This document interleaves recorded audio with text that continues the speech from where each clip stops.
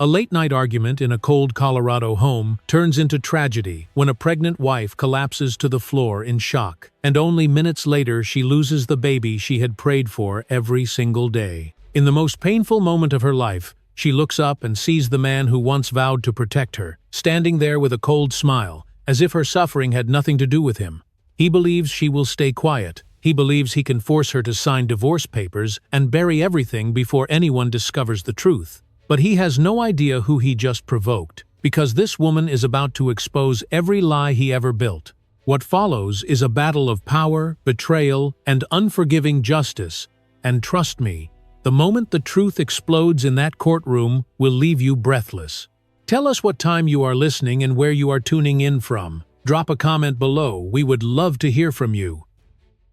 The night had settled quietly over Aspen, laying a thin layer of powdery snow across the rooftops and pine branches that lined the mountainside. The Mitchell home stood in the middle of that winter stillness, a large wooden lodge built with stone pillars, wide windows, and warm amber lights glowing from within. It looked peaceful from the outside. It looked like the sort of house where love should have lived. But inside, the silence carried tension like a stretched wire waiting to snap. Laura Mitchell stood in the living room with one hand pressed against the curve of her 7-month pregnant belly. She tried to take slow breaths to ease the tightening sensation that kept stabbing through her lower abdomen. The contractions were not regular, but the pain was sharp enough to make her lean slightly over the back of the couch. She felt cold sweat forming along her hairline. She had been trying to reach her husband for hours. His phone had gone unanswered every single time. The clock on the wall showed almost 11:30. When Laura finally heard the crunch of tires on the snowy driveway, she let out a breath she did not realize she had been holding. She walked toward the entry hallway, her steps careful, her free hand gripping the side table for balance. The door opened a moment later, letting in a burst of cold air, along with a heavy scent of cologne that did not belong to Evan. It was floral and unfamiliar. Her heartbeat tightened. Evan closed the door with deliberate slowness. He brushed off the snow on his charcoal coat and did not look at Laura right away. His jaw moved in the way it always did when he was preparing to lie. He took off his gloves, placed them on the table, and finally glanced up, only to frown at the sight of her face. "You are still awake," he said. His voice was flat, without concern. Laura swallowed. "I have been calling you for hours. I have been having pain. I think something is wrong." Evan sighed, a deep and annoyed exhale. "Laura, we talked about this. Stress makes everything feel worse. You cannot panic every time you feel discomfort." She shook her head. "This is not stress. I was scared. I needed you home. I needed help." He shrugged off his coat and hung it on the wall hook. "I had a meeting. It is almost midnight," she whispered. Evan turned toward her with a tight smile that did not reach his eyes. "Business does not follow a schedule. You know that." "Line." The pain struck again before Laura could answer, forcing her to grip the side of her belly. Her breath came out in a sharp gasp. She bent forward slightly, trying to steady herself. Evan watched, but he did not move toward her. Instead, he stepped back, as if afraid she would collapse on his shoes. "You are exaggerating," he muttered. Laura felt her throat tighten. "Please, Evan, something is wrong. I need to go to the hospital." Evan ran a hand through his hair with irritation. "Laura! You always do this. Every small thing becomes a crisis. I cannot keep running around every time you panic."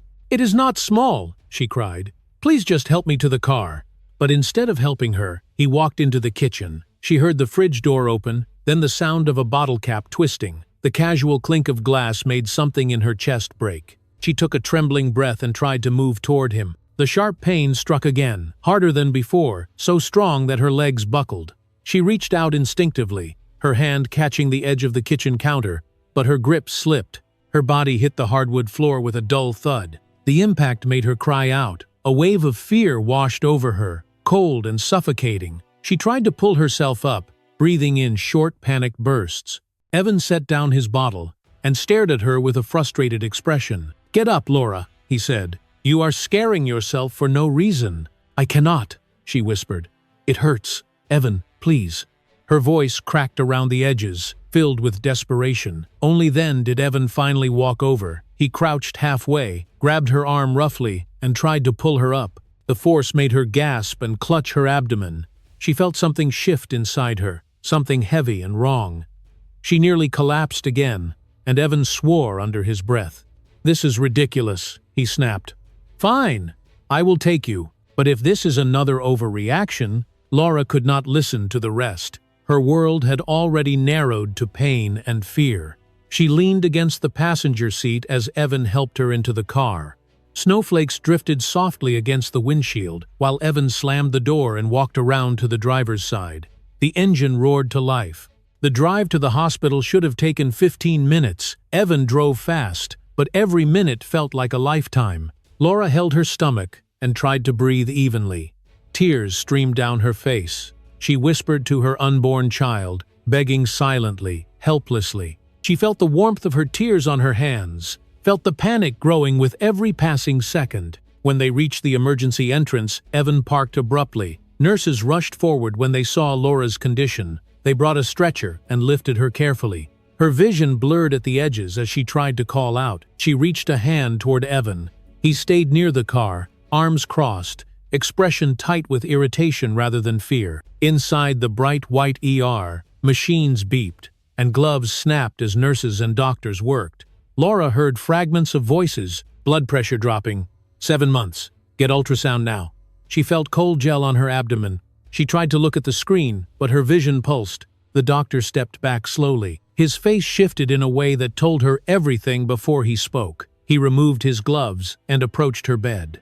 "Laura," he said quietly, "I am very sorry. The baby did not survive."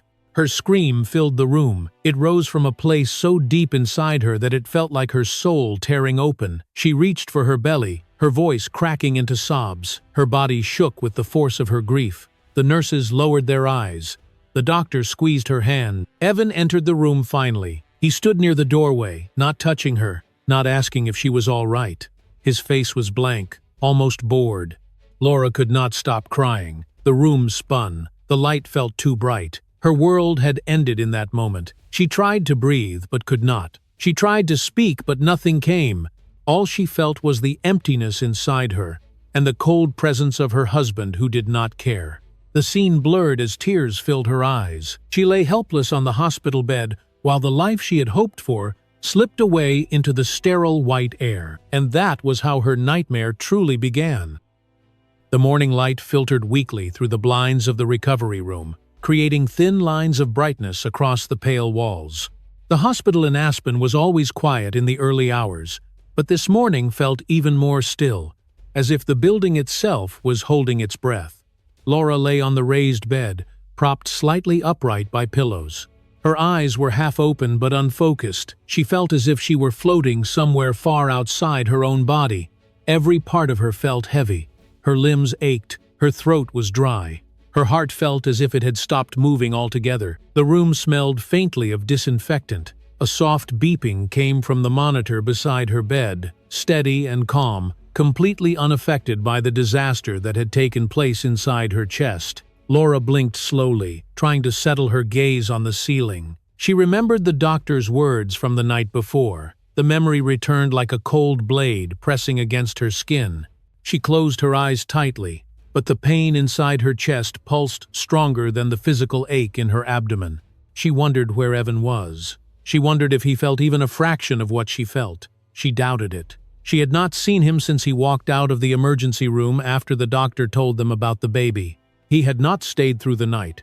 He had not sent a message. There had been no sign of him at all. Laura tightened her grip on the blanket, pulling it up to her chest as if it could shield her from another wave of grief. The door opened without warning. Laura's eyes shifted toward the entrance. Evan stepped inside with a controlled expression on his face. He wore a crisp navy suit, polished shoes, and a tie that looked freshly knotted. He looked as if he were arriving for a business meeting rather than visiting his wife who had just lost their child. The contrast made Laura's stomach twist. Evan did not ask how she felt. He did not move quickly or with any sense of urgency.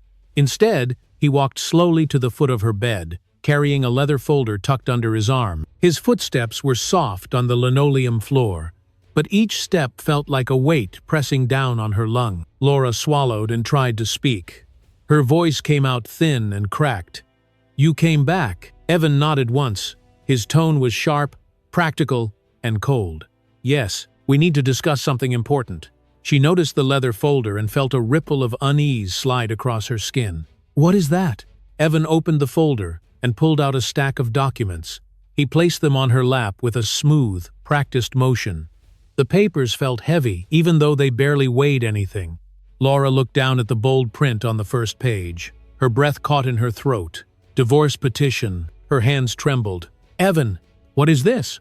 "It is exactly what it looks like," he said. He stood straight with his hands in his pockets. His posture was firm and unbending. "I want a divorce. I think it is the right time for both of us to move on." Laura stared at him as if he had spoken in a foreign language. "The right time? Evan, I just lost our baby. I have not even been out of this bed." He lifted one shoulder in a casual shrug.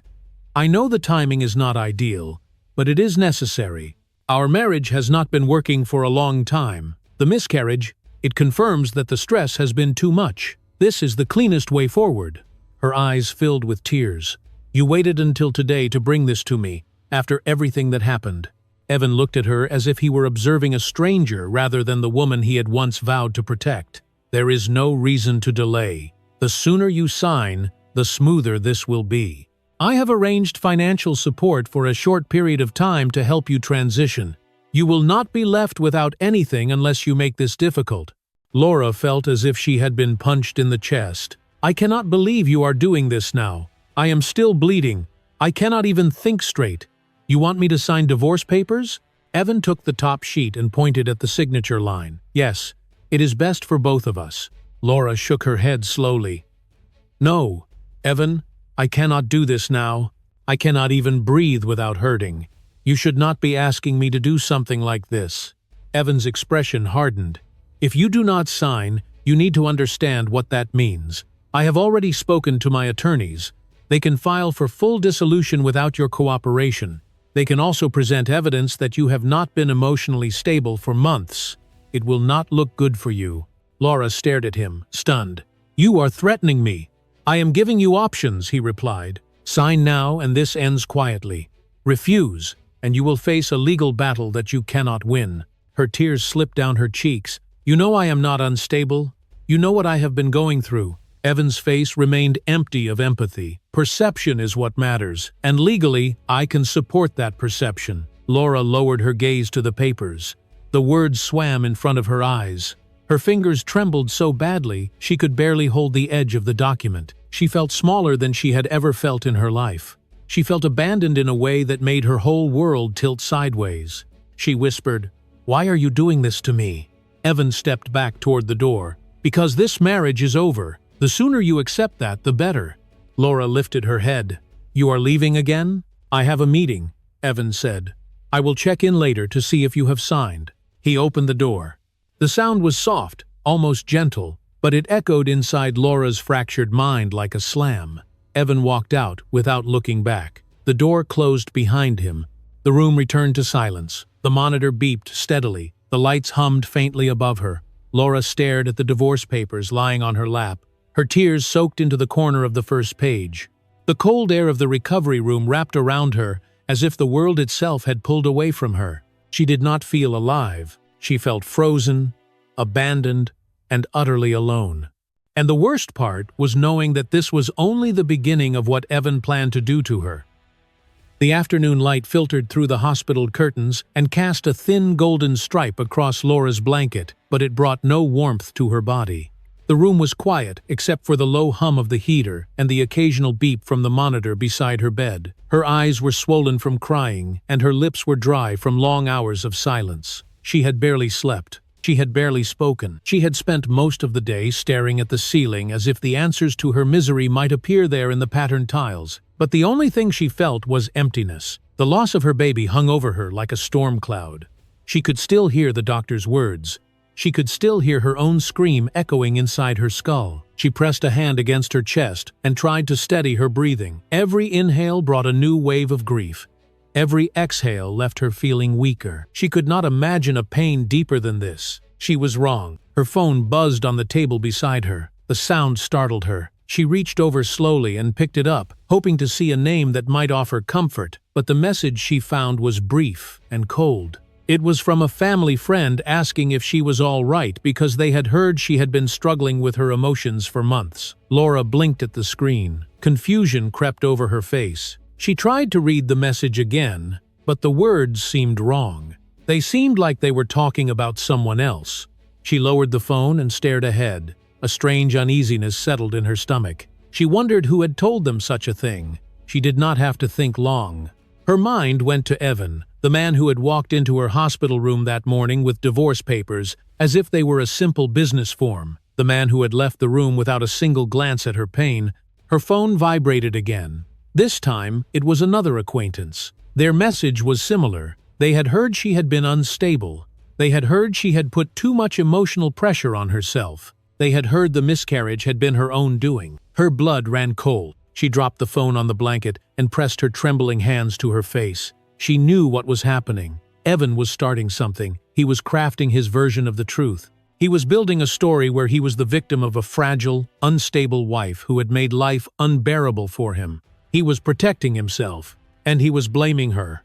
Laura's breath caught in her throat. She felt a faint sense of sickness rise through her. She thought about the way Evan had looked at her the night she collapsed, the annoyance, the impatience, the chilling lack of urgency.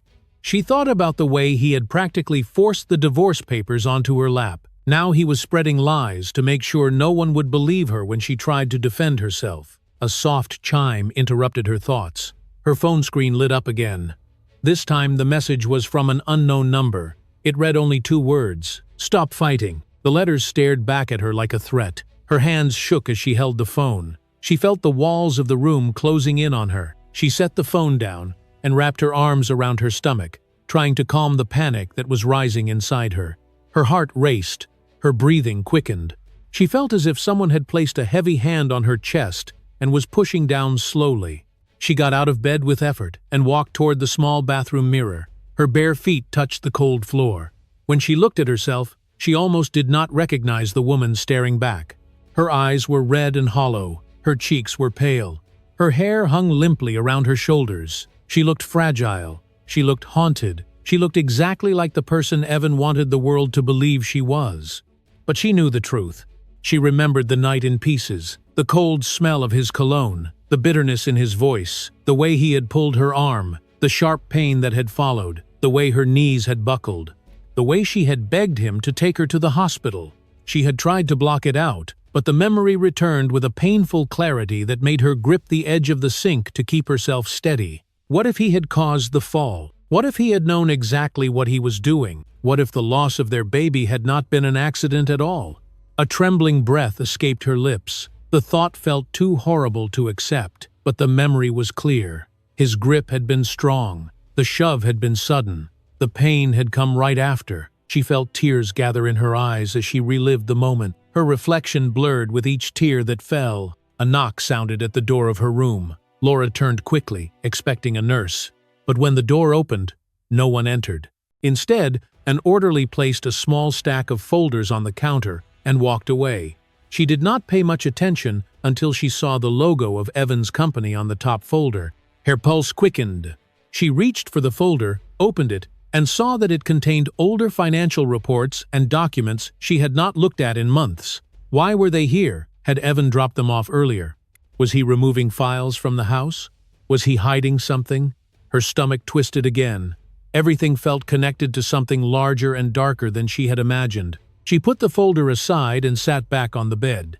She could feel her chest tightening with fear. She felt small and alone, trapped inside a nightmare that was still unfolding. She could not call friends. Many of them believed Evan. She could not call her parents.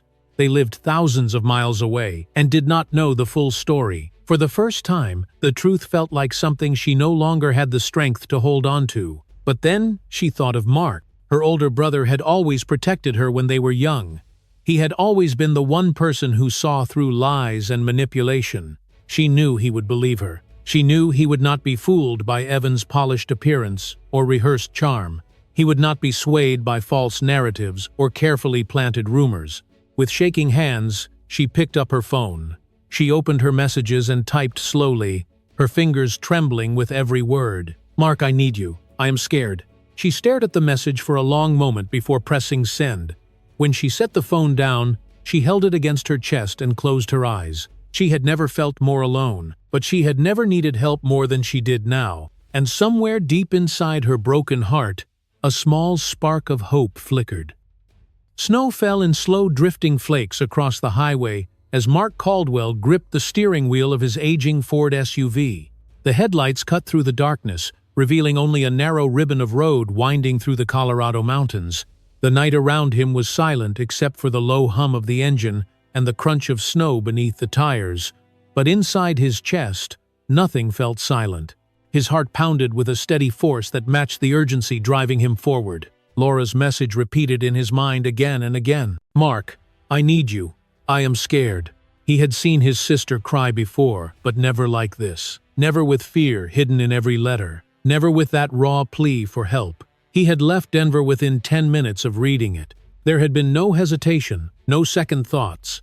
He had grabbed his coat, his keys, and his old police flashlight out of habit. By the time he reached the highway, he was already rehearsing the questions he would ask her and the possibilities he dreaded hearing. He had always trusted his instincts.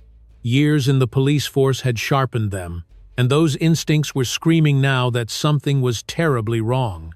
When he finally pulled into the hospital parking lot, the sky had begun turning a faint shade of gray. He slammed the car door shut and hurried across the icy pavement, taking long strides through the cold. The automatic doors opened, releasing a burst of warm air mixed with the scent of antiseptic. He went straight to the reception desk, gave his name, and asked for Laura's room. The nurse pointed him toward the elevator. He thanked her, but his voice came out tight. He pressed the button for the second floor and tapped his foot impatiently while waiting. The moment the doors opened, he walked briskly down the hallway, passing rooms where nurses moved quietly.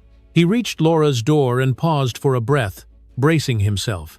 Then he pushed it open. The sight of his sister broke him. Laura sat curled slightly to one side, her back resting against the raised hospital bed. Her skin looked pale, almost translucent. Her eyes were swollen, red at the edges, bruised by hours of tears. Her hair hung limp beside her cheeks. She looked fragile in a way he had never seen before. When she lifted her head and saw him, her face crumbled. A choked sound escaped her, and she reached out instinctively. Mark rushed to her side and wrapped his arms around her carefully, mindful of the tubes and wires attached to her. She buried her face in his chest and sobbed with a level of grief that shook him to the core. "It is okay. I am here," he whispered. He placed a hand on the back of her head and held her until her sobs quieted into trembling breaths. When she pulled back, she wiped her face with shaking fingers. "Mark, everything is falling apart!" He sat beside her and let her speak at her own pace. Slowly, painfully, she recounted the events of the night, the arguments, the pain, the fall, the rushed drive to the hospital, the moment the doctor told her the baby was gone. And then, almost impossibly, the divorce papers Evan had placed on her lap only hours later. Each detail tightened Mark's jaw further. By the time she finished, anger radiated off him like heat. He had always disliked Evan's arrogance, but he had never imagined this level of cruelty, forcing divorce papers on a grieving mother in a hospital bed, leaving her alone after the loss, spreading lies about her mental state. Every new piece of information felt like a deliberate act meant to break her. Laura wiped a tear and whispered, "He says I am unstable. He is telling people everything was my fault, and I do not know what to do." Mark leaned closer. "Listen to me. You are not unstable. You did not cause this. I believe you, and I will not let him destroy you." Her lips trembled. "Evan is hiding something. I can feel it. Something about that night was wrong." Mark nodded. "Then we will find out exactly what he is hiding." "Oh." He stood up, his decision already made before he finished the sentence. He told her he needed to check something at the house. She tried to ask what he meant, but he simply squeezed her hand and said, "Trust me." Then he walked out of the room with a determination that could have cut through steel. The drive to the Mitchell home took only 15 minutes. The sun had begun rising behind the mountains, casting a dull blue glow across the snow. The house looked peaceful from the outside, almost picturesque. But Mark knew that houses could lie. He had been inside enough crime scenes to understand that beauty meant nothing.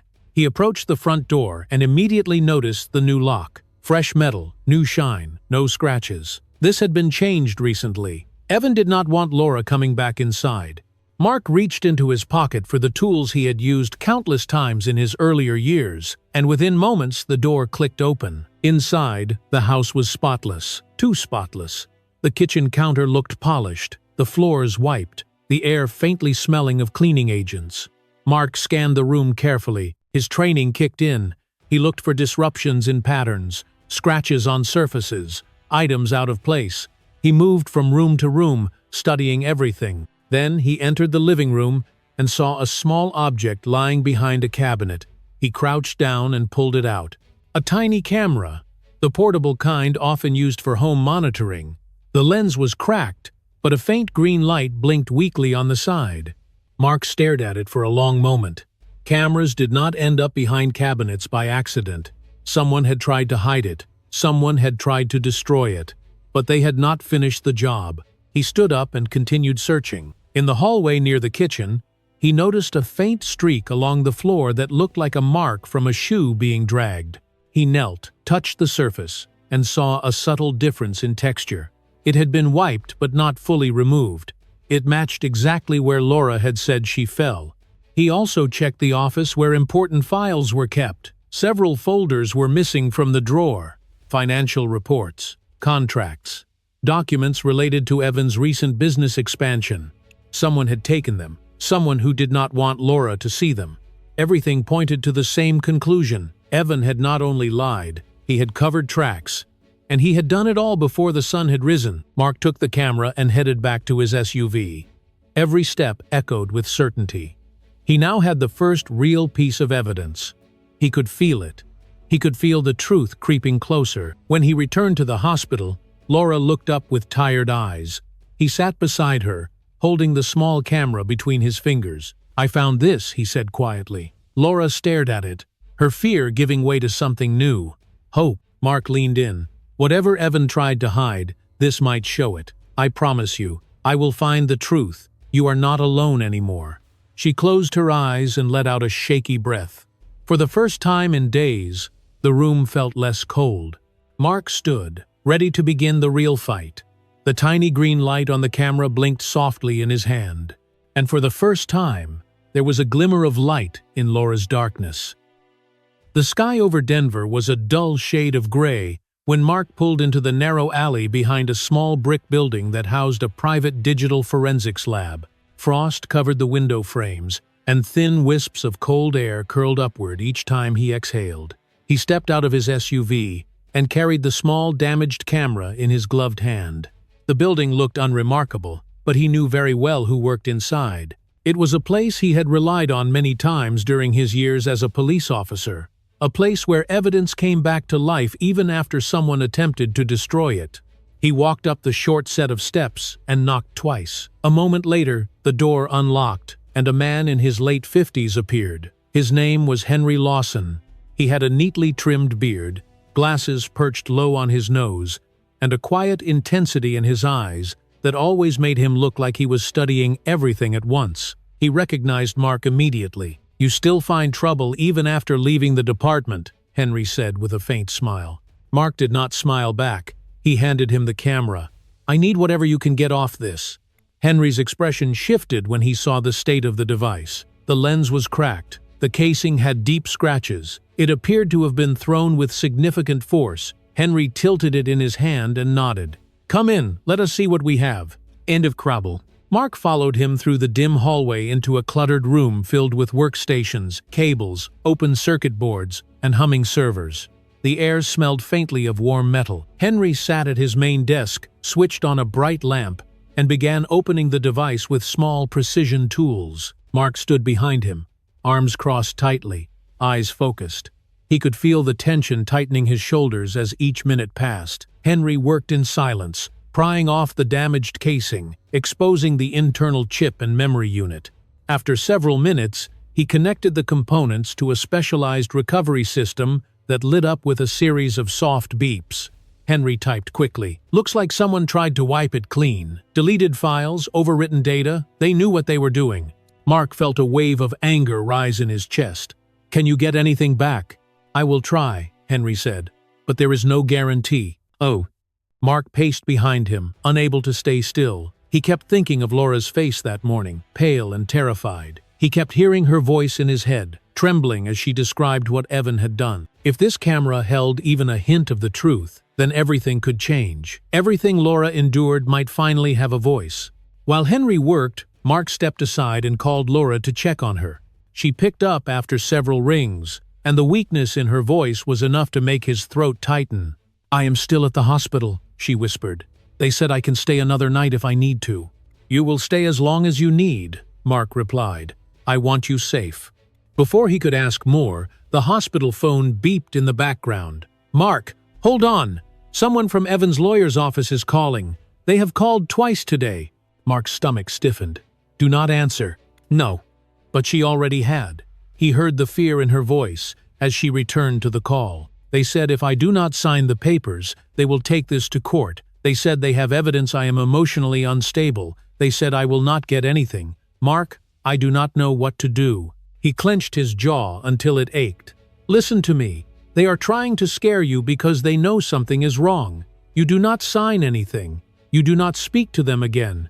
Her voice cracked. "I feel like I am drowning." "You will not drown," he said firmly. "I am here, and I am not letting him destroy you." She exhaled shakily. "Okay." When the call ended, Mark returned to Henry with renewed determination. This was no longer about suspicion, it was about survival. Laura needed proof. She needed something to fight back with. She needed the truth. Time passed slowly. The soft humming of the machines filled the room like a mechanical heartbeat. Henry adjusted his glasses, typed commands, and watched the screen as fragments of data appeared and disappeared again. He muttered under his breath, tapping a few keys with more force. Then suddenly, he froze. Mark stepped closer. "What is it?" Henry replayed a small, corrupted video thumbnail that had just surfaced. The image was blurred at first, filled with static, but when he cleaned the frame and adjusted the contrast, shapes began to form. Two figures in the living room. Voices, distorted but recognizable, a sudden jolt, a cry. Henry enhanced the audio. The room filled with faint words. "Stop yelling, Evan, please, my stomach, it hurts." Then another voice, low and sharp. "You are doing this on purpose." The video continued, a violent motion. Evan's arm reached out and gripped Laura's wrist. He pulled. She stumbled. Her body jerked sideways, hitting something out of frame. Then her cry pierced through the static. The clip ended abruptly after 3 seconds. But it was enough. Mark felt the blood drain from his face. He gripped the back of Henry's chair, steadying himself. It was exactly as Laura had described. The camera had captured the moment that changed everything. The moment before she collapsed. The moment Evan had tried to erase. Henry spoke quietly. "This is big, Mark." Mark nodded, breath tight. "Make a copy, several copies. I want at least 3 backups." Ugh. Henry transferred the recovered clip to a USB drive and handed it to him. Mark held the small metal device between his fingers, feeling its weight. It felt heavier than it should, as if it carried the truth Laura had been robbed of since that night. He stepped outside into the cold air again. Snowflakes landed on his jacket and melted quickly. He pulled out his phone and called Laura. She answered weakly. "Mark." His voice was steady, even though his heart was pounding. "Laura, we have proof." There was a long pause, followed by a breath that sounded like a mixture of disbelief and relief. "Proof," she repeated quietly, as if afraid the word might vanish if she said it too loudly. "Yes," he said. "He cannot hide this." Another pause. Then a small, fragile sob of gratitude came through the phone. "Thank you." Mark closed his eyes for a moment, letting the cold air sting his face. "This is only the beginning. If he wants a war, I will give him one." When he hung up, he looked at the USB drive again. The truth was no longer buried. It was in his hand, ready to tear down every lie Evan had built. And for the first time since this nightmare began, Mark felt something shift in the air. Hope. The morning news played softly in the hospital room, the sound almost blending with the hum of the air vents above. Laura sat propped against her pillows, a blanket draped around her shoulders. Her eyes were still swollen from a night of restless crying. She had tried to sleep, but every time she closed her eyes, she saw Evan's face and heard his cold voice demanding her signature. She heard the doctor's words echo again and again. The loss still felt unreal. as if she were trapped in a nightmare she could not wake from. She was staring at the muted television screen when a broadcast alert flashed across the bottom. A reporter appeared standing outside a large, modern building in downtown Aspen. Behind him were a cluster of cameras and microphones arranged in a semicircle. The caption at the bottom read, "CEO Evan Mitchell addresses tragedy." Laura felt her stomach twist. She reached for the remote with shaking hands and turned up the volume. There he was. Evan stepped into view wearing a perfectly pressed suit and an expression carefully shaped into sadness. He looked somber, composed, and heartbreakingly sympathetic for someone who had just destroyed her life. He placed a hand on the podium and let out a quiet breath as if summoning emotional strength. "Thank you all for coming," he said. His voice was steady and low. "This has been a devastating week for my family." Laura's heart dropped. He continued speaking with a tone that made it sound like he was lifting a great burden. "My wife Laura has been struggling with emotional challenges for months. The stress has been overwhelming for her. I did everything I could to support her. But sometimes love is not enough to prevent tragedy." Laura froze. He looked straight at the cameras with a pained expression that would have convinced a stranger he had suffered something unbearable. "The loss of our unborn child was a heartbreaking moment for both of us, but it was not caused by any outside force. It was an unfortunate result of emotional instability and unmanaged stress." Laura covered her mouth with her hand. Her breath shook violently. It felt as if someone had reached inside her chest and crushed what remained of her heart. The reporters murmured. Some nodded with sympathy. Evan continued, "I have been working closely with our legal team to ensure Laura receives the care she needs. My hope is that she can recover and find peace. I ask everyone to respect her privacy." Laura switched off the television abruptly. The silence slapped the room. Her whole body trembled. She felt sick. She felt betrayed in a way she could not describe. She had known Evan could lie, but she had never imagined he would weaponize her grief in front of the entire state. Her phone buzzed on the bedside table. She picked it up with numb fingers. It was a message from an old friend. "I saw the news. I am so sorry you have been struggling. Why did you not tell anyone you were overwhelmed?" Another message came a second later. "I cannot believe what happened. Evan says he tried to help. I hope you are getting treatment." Laura's vision blurred. She dropped the phone onto her lap and buried her face in her hands. Tears streamed down her cheeks. She felt as if she were being buried under accusations she never made, actions she never did, and lies she never said. Her voice cracked into the silence. "I am not unstable. I am not." But no one in the world could hear her. The only voices speaking were the ones Evan controlled. Later that afternoon, a nurse checking her vitals tried not to stare, but Laura could see the curiosity in her eyes. People had watched the news. People were whispering. They wondered if she was the fragile, unstable woman Evan described.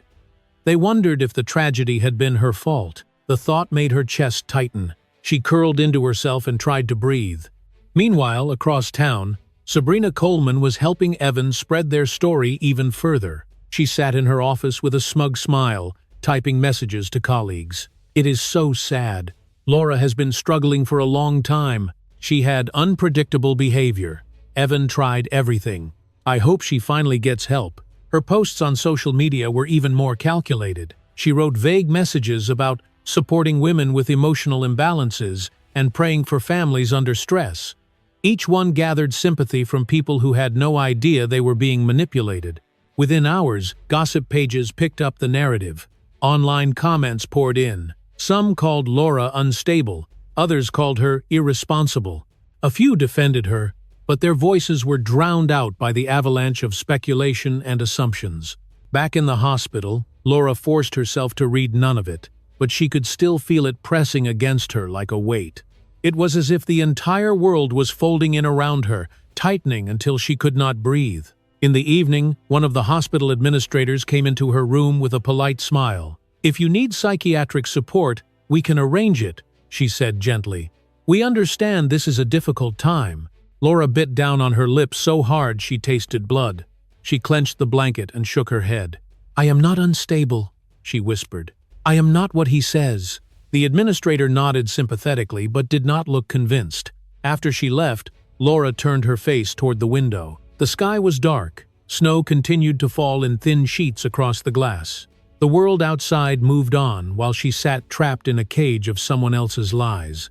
But she was not completely alone. Mark walked into the room quietly, holding a small USB drive between his fingers. He saw her shaking shoulders and immediately went to her side. He placed a hand gently on her arm. "I saw the press conference," he said. Laura looked at him through tears. "Everyone believes him." Mark shook his head. "Not everyone, and he will not get away with it." Laura clenched her jaw. "He is telling the world I am unstable. He is rewriting what happened." Mark held up the USB. "And I have the truth." She stared at the small device, her heart pounding. The contrast between the two forces hit her with overwhelming clarity. On one side was Evan, standing under television lights and acting like a victim while burying her reputation beneath a mountain of lies. On the other side was Mark, holding a fragile piece of recovered footage that could shatter Evan's perfect image. The world believed Evan, but the truth was in her brother's hand. Mark placed the USB into his pocket and stepped close. His voice was calm, but carried a steel edge.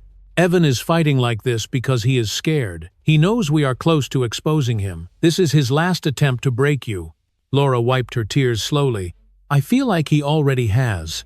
"No," Mark said firmly. "He has not, because I will not let him." The television mounted on the wall flickered with a replay of Evan's statement. His voice drifted softly across the room again, dripping with false sadness. Laura looked away. Mark watched it only long enough to know what needed to be done next. He lowered the volume and turned back to her. "The truth will end him," he said quietly. The soft glow of the TV reflected on Laura's face, highlighting the mixture of pain and fragile hope behind her eyes. The snow had begun to melt on the edges of the hospital parking lot when Mark stepped outside with the USB drive secured in the inside pocket of his coat. The cold air brushed across his face, but he barely felt it. His thoughts were fixed on Laura, on the lies Evan had unleashed, and on the proof he now carried. Every part of him knew this was no longer a private crisis. It had become a calculated attack, and he needed someone with legal power to strike back. He headed toward his SUV with steady steps, started the engine, and drove toward downtown Denver with a determination that had sharpened like steel. The city traffic moved slowly as he approached the federal courthouse, where the office of Nora Hayes was located. He had met her twice during his years on the police force.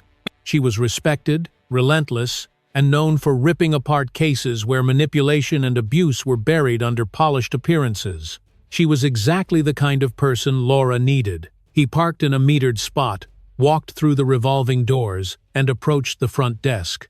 After giving his name and former position, he was escorted up to the 12th floor. Nora Hayes was in her office reviewing a stack of files when Mark knocked. She looked up, her expression shifting from concentration to recognition. With her neatly tied-back hair and sharp eyes, she carried the kind of authority that made people straighten their posture instinctively. She motioned him inside. "It has been a while, Caldwell. What brings you here?" Mark sat across from her and took a long breath. "It is about my sister. She lost her baby last week, and her husband is trying to destroy her." He explained everything in a clear sequence, from the argument at home to the fall, the miscarriage, the divorce papers, and finally the lies Evan had told the media. Nora listened in silence, her expression unreadable but intense. When he finished, he pulled the USB drive from his pocket and set it on her desk. "There is more. This is from a damaged camera I found in their home. The footage was almost erased, but we recovered 3 seconds." Nora leaned forward and inserted the drive into her computer. The screen brightened, showing the grainy clip. She watched with eyes that missed nothing. Evan's arm, his grip on Laura's wrist.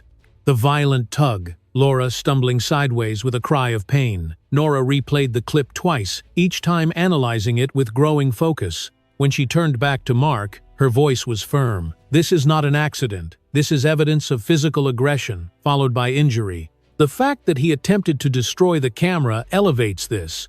It shows intent to hide wrongdoing." Mark nodded. "He is already spreading lies about her. He held a press conference today.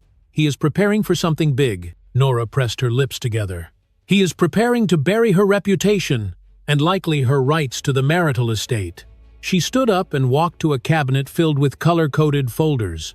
"This falls under federal jurisdiction because of the destruction of potential evidence. and his position in a company with interstate activity. I am opening a file. Mark felt a surge of relief mixed with gratitude. Thank you. Nora returned to her desk with determination. I will need access to her medical records, and I will need statements from the doctors who treated her. I am also filing an emergency request to temporarily freeze Evan Mitchell's major assets. If he is planning a financial move, we will stop him before he can shift anything. For the first time since this nightmare began, Mark felt a sense of momentum. He thinks he is untouchable. Nora fixed a sharp look on him.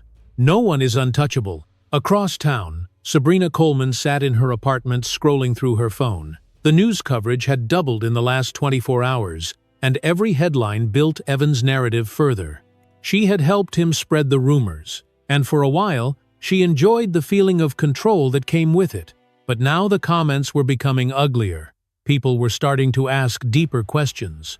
A few anonymous accounts hinted that investigators were looking into Evan's behavior. Someone on the company's internal forum mentioned that a federal office had reached out for information. Fear coiled in her stomach. What if Evan blamed her if things fell apart? What if he threw her under the bus to save himself? She knew his charm. She knew how he manipulated truth. She knew how easily he lied. And she realized, with growing dread, that she was not safe standing next to him. Her phone buzzed. A message from Evan flashed on the screen. Do not talk to anyone. Stay quiet. Her hands trembled.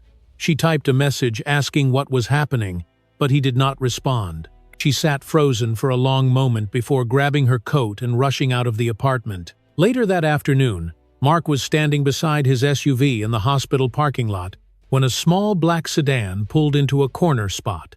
Sabrina stepped out, glancing around nervously. She approached him slowly, her voice low. I heard you were looking for the truth. Mark stiffened but nodded. What do you want? I want to not go to prison, she whispered. Evan is dangerous, and he told me things. Lay. She handed him her phone. Messages from Evan filled the screen. Some were controlling, some were angry, but one froze Mark's breath in his chest. If she is gone, everything becomes easier. Sabrina wrapped her arms around herself. I cannot be involved in this. I did not know it would get this bad. I just want out. Mark took screenshots and returned her phone. This helps. Go home and stay away from him. As she left quickly, Mark felt the final pieces sliding into place. Evan's lies, the cover-up, and now this message. It was enough to expose everything. He drove back to the hospital with a new urgency, carrying both the USB and the screenshots. Inside Laura's room, she was sitting upright, her eyes tired but more alert than the day before. When Mark entered, she looked at him with cautious hope. He sat beside her and took her hand. Laura, we have more than proof. We have a case. Nora Hayes is taking this under federal investigation. Laura's breath caught. Her lips trembled. Federal. Yes, he said softly. You are not fighting alone anymore. Her eyes filled with tears, but this time they did not come from despair. They came from relief that felt almost foreign after everything she had endured. She squeezed Mark's hand. The weight pressing on her chest lifted slightly. An hour later, Nora arrived at the hospital with a folder thick with documents. She explained the next steps with clarity and purpose. We are moving forward. This will take strength, but you have allies now, and we will bring the truth into the light. Laura nodded slowly, absorbing every word. She glanced toward the window where a soft beam of afternoon sunlight was beginning to stretch across the floor. For the first time since the nightmare began, she felt protected, and hope finally had a place to take root. The morning began with an unexpected tremor that rippled through the digital world. A blogger known for exposing corporate scandals posted a short message that ignited chaos across Colorado. Sources say the damaged home camera belonging to CEO Evan Mitchell may contain partial recovered footage. The post spread like wildfire. Bigger outlets picked it up within minutes. Comment sections exploded. Rumors multiplied. By the time the sun climbed over downtown Denver, the possibility that Evan might have hidden or destroyed evidence had already become the leading headline on every major news site.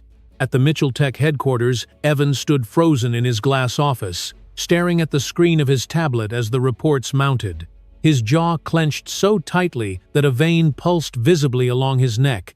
The more he scrolled, the more frantic his breathing became. His carefully crafted narrative was slipping through his fingers. He slammed the tablet onto the desk and knocked over a glass of whiskey that shattered on the floor. The sound echoed across the empty office. He called Sabrina. No answer. He called again. Still nothing. "Pick up the phone," he muttered under his breath. He tried a third time, his finger trembling against the screen. When the call failed again, he threw the phone onto the couch and began pacing. His mind raced. If there was footage, if something had been recovered, everything he built could collapse. At the same time, across the city, Sabrina sat on the edge of her sofa with her hands pressed against her forehead. Her phone buzzed constantly with messages from coworkers, journalists, and acquaintances. Everyone wanted a comment. She felt nauseous as she read the latest report accusing her of involvement. Then another notification appeared. Unknown number. She hesitated before answering. "Miss Coleman," a calm voice said, "this is the Federal Bureau of Investigation. We are contacting you regarding an ongoing inquiry. We will require your cooperation. You will receive an official summons within the day." Her breath caught. She clutched the phone to her ear. "Wait, why me? What inquiry? What is happening?" "We will discuss details when you arrive," the agent said. The line disconnected. Sabrina stared at the dark screen. A cold realization spread through her. If the FBI was calling her, then she was already inside the storm. She wrapped her arms around herself and felt her heart pounding. Evan had told her everything would be fine. He had told her to stay quiet. He had not said a word about the possibility of a federal summons. Her stomach twisted with fear. She grabbed her coat and walked quickly toward the elevator, determined not to answer any more of Evan's calls. That afternoon, Evan received his own summons, but not quietly. 2 black SUVs pulled up to the front of Mitchell Tech. Agents in dark suits entered the lobby. Employees gathered near the elevators to watch. When the elevator doors opened and Evan stepped out, the lead agent handed him an envelope marked with the federal seal. Cameras outside the building captured the moment. Within seconds, the footage appeared online. Reports exploded. Federal summons issued to Evan Mitchell. Possible evidence tampering. CEO under investigation. Len. The weight of the moment crushed the air around him. Evan forced a stiff smile and nodded politely, but sweat glistened on his forehead. He could feel the eyes of his staff piercing through his suit. He walked out to the waiting car with the agents watching him closely. Across the city, another team delivered Sabrina's summons at her apartment. They left as quickly as they arrived. She stood in her doorway holding the envelope with trembling hands, terrified of what awaited her. Meanwhile, outside Aspen Valley Hospital, news vans began lining the sidewalk. Reporters paced with their microphones, rehearsing lines and adjusting their coats against the cold. Rumors were swirling so intensely that they needed Laura's voice. They needed her side. Inside the hospital, Laura sat upright in her bed, clutching the blanket as the commotion outside grew louder. A nurse stepped into the room and said gently, "Some reporters are asking if you are willing to speak. Only if you feel strong enough." Laura hesitated. She felt weak, fragile, and shaken. But she also felt something else. For days she had been silent while Evan controlled the narrative. She had watched him lie on national television. She had watched the world pity him and point fingers at her. Now the truth was clawing its way to the surface. This was her chance to breathe again. "I will do it," she whispered. A small crew was allowed inside her room. Only 2 reporters and 1 camera operator. They sat up quietly, aware of her condition. The room lights were adjusted, the blinds lowered to soften the glare. Laura sat with her hands folded in her lap, her eyes tired but steady. Mark and Nora stood outside the door, giving her space but ready to intervene if needed. The camera light turned on. The first reporter spoke gently. "Laura, thank you for agreeing to talk with us. People across the state have heard many things, but we want to hear from you. What really happened that night?" Laura took a slow breath. Her voice trembled at first, but grew steadier with every sentence. "I was in pain. I told Evan something was wrong. I begged him to help me. He did not take me to the hospital right away. He was angry. He was yelling. And he pulled me by the wrist. I lost my balance. I fell. I asked him again to help me. It took him too long." Her eyes filled with tears. "I went into emergency surgery, but the baby was already gone." The room fell silent. She wiped her cheeks gently. "He came the next morning with divorce papers. He told me to sign them while I was still bleeding, and then he told people I was unstable. But I am not unstable. I was hurting. I needed help." The reporter lowered her microphone slowly, visibly moved. The camera operator blinked several times, his expression heavy. Laura continued, "I did not want any of this to go public. I did not want to hurt anyone. I just wanted the truth. I wanted someone to see what really happened. I wanted to be believed." When the interview ended, the reporters thanked her softly and left the room without another word. Minutes later, the footage aired on evening broadcasts across Colorado and then spread nationwide. Millions watched Laura speak through her pain. They saw the sincerity in her eyes. They heard the tremble in her voice. They felt the truth. Public reaction shifted dramatically within hours. Analysts and legal experts appeared on live television discussing the severity of Laura's statements. Social media lit up with support for her. Many condemned Evans' earlier claims as manipulative and heartless. Hashtags supporting Laura trended across the country. Inside the hospital room, Laura watched the broadcast silently. Her tears fell again, but this time they felt different. She felt exposed, but also relieved. She had spoken the truth, and the world was finally listening. Mark stood beside her bed. "You did the right thing." Nora nodded. "Tomorrow will be a long day, but now the public knows who he really is." Outside, the evening sky darkened as reporters continued broadcasting live from the hospital entrance. Flashing camera lights illuminated the snowy sidewalk.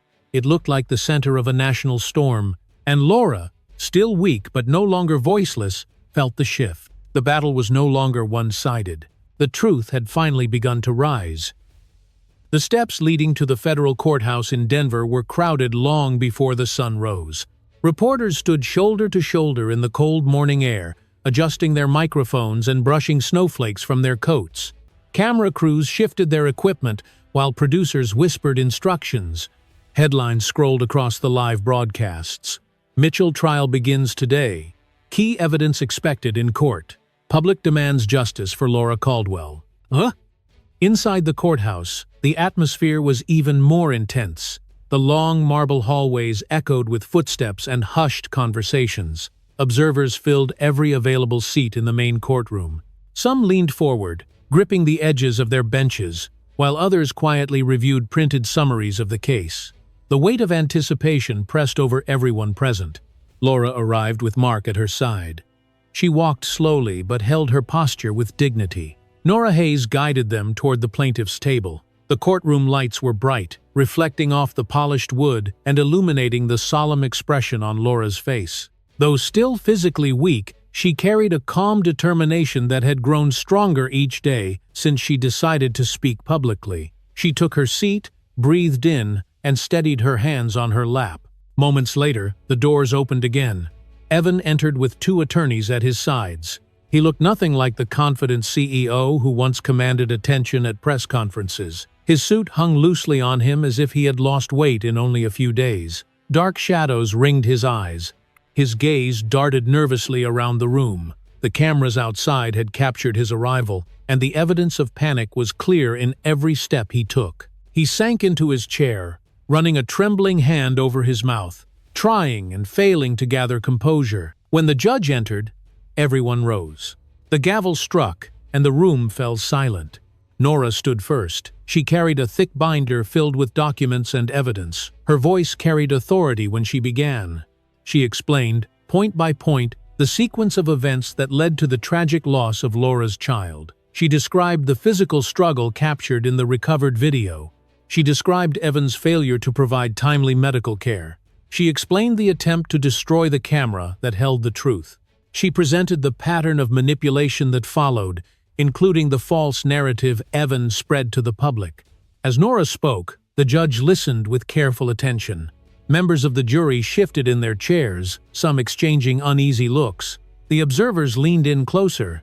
Then came the moment everyone had waited for. Nora retrieved a USB drive and approached the monitor. With a few clicks, the recovered video filled the large screen at the front of the courtroom. The grainy footage played, showing Laura being pulled sharply by the wrist, losing her balance, and falling out of frame. A brief cry of pain echoed from the speakers.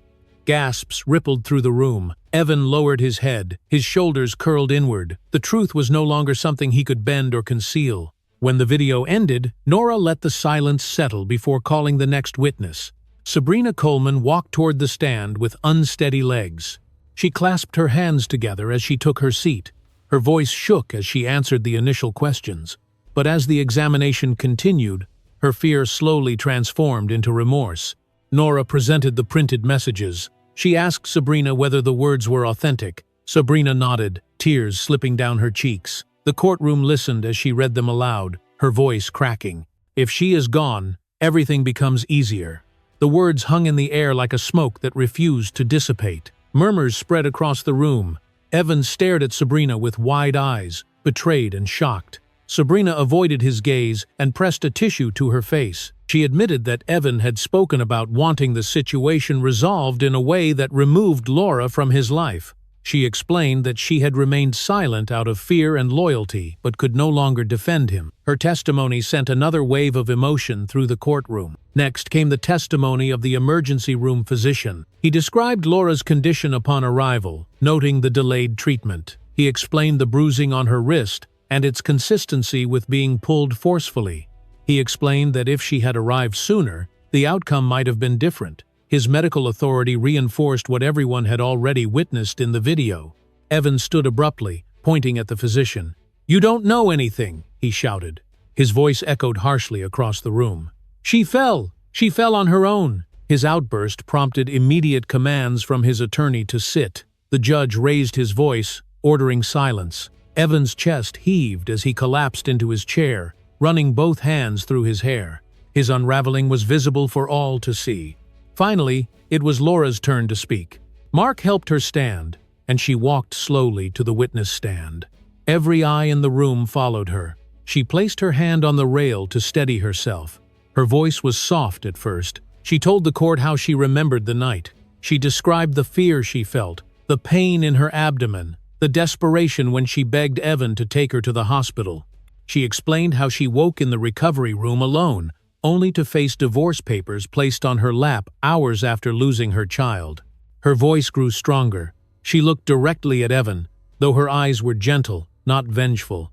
"I lost my baby," she said. "I needed help. I needed compassion. I received neither. My hope today is not revenge. My hope is truth." The courtroom held its breath as she returned to her seat.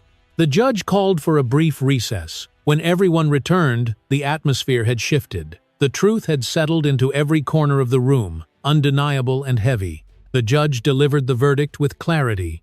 Laura would receive 90% of the marital estate. Evan would be barred from any form of contact with her for the rest of his life. A federal criminal investigation would proceed regarding evidence, destruction, and domestic violence accusations. Then the judge addressed Sabrina directly. Because she had cooperated and provided substantial evidence, she would not face criminal charges. However, she was ordered to remain under restricted residence for 1 year. She would not be permitted to leave her registered home without notifying federal supervisors. When the judge spoke these words, Sabrina lowered her head and cried into her hands. Evan's legs buckled as officers approached. He was escorted out of the courtroom, while cameras flashed wildly through the small window in the door. The sound of clicking shutters echoed until the doors closed behind him. Laura sat quietly, her hands trembling from the rush of emotion. Mark placed a gentle hand on her shoulder. Nora offered a firm nod, a sign of victory and respect. As the courtroom emptied, a soft beam of late-afternoon sunlight streamed through the tall windows and settled on Laura's face. Her eyes glistened as she absorbed the gravity of what had just happened. The truth had won, and the long night was finally ending. The morning after the verdict arrived with a soft warmth that Laura had not felt in a very long time. The hospital room was still and peaceful, washed in gentle golden light that filtered through the thin curtains. She blinked slowly, adjusting to the brightness. For the first time in weeks, her chest felt lighter. The air no longer carried the crushing heaviness that had followed her through every waking moment. Instead, it felt calm, like the world had finally paused to let her breathe. A soft knock came at the door. Her doctor stepped in with a small smile, holding a clipboard. He checked her vitals, asked her a few questions, and then sat at the edge of her bed. "Your progress is good," he said. "You are stable, and your emotional strength is returning. I believe it is safe for you to go home today." The words washed over her with a gentle relief she could not describe. She nodded slowly, feeling a mixture of gratitude and exhaustion.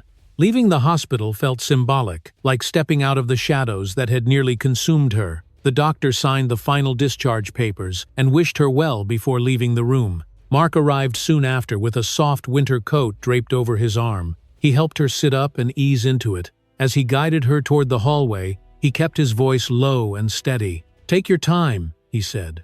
"We are not rushing anything." The once crowded hospital lobby was now quiet. Most reporters had already moved on to the courthouse for follow-up coverage. A few people recognized her but did not approach. She felt grateful for that small mercy. Mark opened the passenger door of his car and helped her settle inside. As she looked up at the building, she allowed herself one last glance. The hospital had been the place where she had lost everything, and the place where she had begun to reclaim herself. Leaving felt like closing a painful chapter.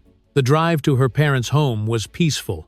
Snow-dusted pine trees lined the road, and the afternoon sun glowed against the winter landscape. When they arrived, her mother stepped out onto the porch, her eyes filled with love. She opened her arms, and Laura walked straight into them. The familiar warmth brought a sting of emotion to the back of her eyes. Her mother guided her inside, where a clean blanket and a warm cup of chamomile tea were waiting. Laura spent the rest of the day resting on the living room sofa. The house smelled of cinnamon and pine, a comforting combination that wrapped around her like a quiet embrace. From the window, she watched small birds hopping along the snow, their feathers puffed against the cold. She placed a hand on her chest, feeling her breath rise and fall, steady and unhurried. For weeks, she had lived in fear and confusion. Now the world seemed to move at a gentle pace that she could finally keep up with. The next morning, she stepped outside with her coat tightly wrapped around her. Mark walked beside her as she made her way down the small garden path, taking in the soft crunch of snow beneath her boots. The air was crisp. Each breath felt like a reset. After a short walk, she sat on a wooden bench beneath a bare maple tree. Her mind felt clearer. The quiet allowed her to process everything she had survived. Days passed like this, slow, steady, healing. She spent her afternoons writing in a journal, capturing thoughts she had never allowed herself to express before. Her nights grew calmer. The nightmares that had tormented her began to fade. She learned to breathe without feeling her ribs tighten. She learned to sit in silence without fear creeping into her heart. Her body, bruised by trauma and exhaustion, began to recover. Her spirit, once shattered, slowly pieced itself together. One cold afternoon, Laura asked Mark to drive her to the small cemetery on the edge of town. The wind was quiet when they arrived. She walked alone toward a small marker where she had placed flowers weeks before. She knelt down and brushed her fingers across the smooth stone. "You gave me strength," she whispered, "and I will carry you with me every day." Her voice trembled, but it was not the tremble of despair. It was the tremble of acceptance. Tears gathered in her eyes, warm against the cold air. When she rose, Mark was waiting near the gate, hands tucked into his coat pockets. They returned home and spent the evening on the porch, sipping warm tea. The sky turned soft shades of orange and lavender as the sun set. Mark spoke quietly. "Mom and Dad are proud of you," he said. "They have always believed in your strength." Laura leaned her head back against the wooden post. "I don't think I would have survived this without you." "No." Mark looked at her with gentle seriousness. "You survived because you are stronger than what tried to break you." His words settled around them like a blanket. They sat in comfortable silence, letting the cool evening air wrap around them. Weeks later, when her strength had fully returned, Laura made a choice. She researched organizations that supported survivors of domestic abuse. One local group encouraged women to share their stories and regain control of their lives. Laura filled out the volunteer form with steady hands. She wanted to turn her pain into purpose. She wanted to help others who felt trapped and unheard. Submitting the form felt like opening a door she had been too afraid to touch before. As the days passed, she found herself waking with a sense of direction. She began reading books again, cooking simple meals, and taking longer walks. Her parents' home became a place of restoration, filled with gentle routines and quiet moments that rebuilt her from within. One early morning, Laura stood by the living room window, holding a warm cup of tea. She pushed the curtain aside slightly, allowing the sunrise to fill the room. The sky glowed in soft hues of peach and gold. She felt the warmth touch her face. Her hand moved instinctively to her stomach, resting there gently. Her breath rose slowly, calm and free. She closed her eyes for a moment. No fear, no weight on her chest, only peace. When she opened them again, the world outside looked new. The sunlight stretched across the snow like a promise. The darkness had taken much from her, but the sunrise proved she had not been defeated.